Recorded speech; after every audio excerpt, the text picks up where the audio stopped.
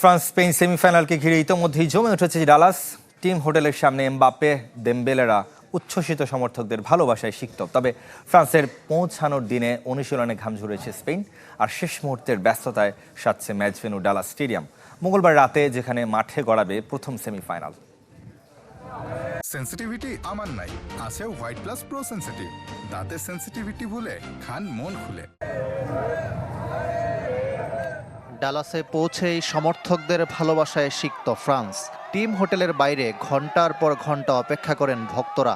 বাস থেকে কিলিয়ান এমবাপ্পেরা নামতেই মুহূর্তেই মুখর হয়ে ওঠে পুরো এলাকা। ছিল স্লোগান, করতালি আর মোবাইল ক্যামেরায় প্রিয় তারকাদের বন্দী করার ব্যস্ততা। সমর্থকদের এই উচ্ছ্বাসে যেন নতুন করে অনুপ্রেরণা যোগাচ্ছে দিদিয়ের দেশর দলকে।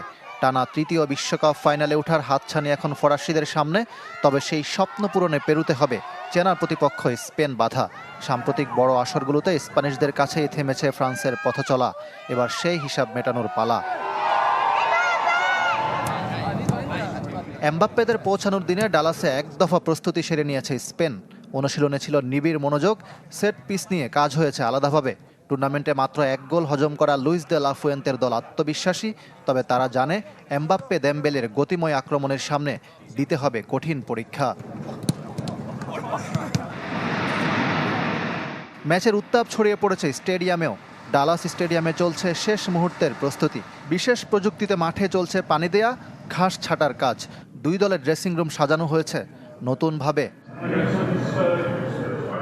এই ম্যাচের পরই বদলে যাবে স্টেডিয়ামের চেহারা। সেমিফাইনাল শেষে ফুটবলের জন্য ব্যবহৃত প্রাকৃতিক ঘাস তুলে আবার বসানো হবে আর্টিফিশিয়াল টার্ফ।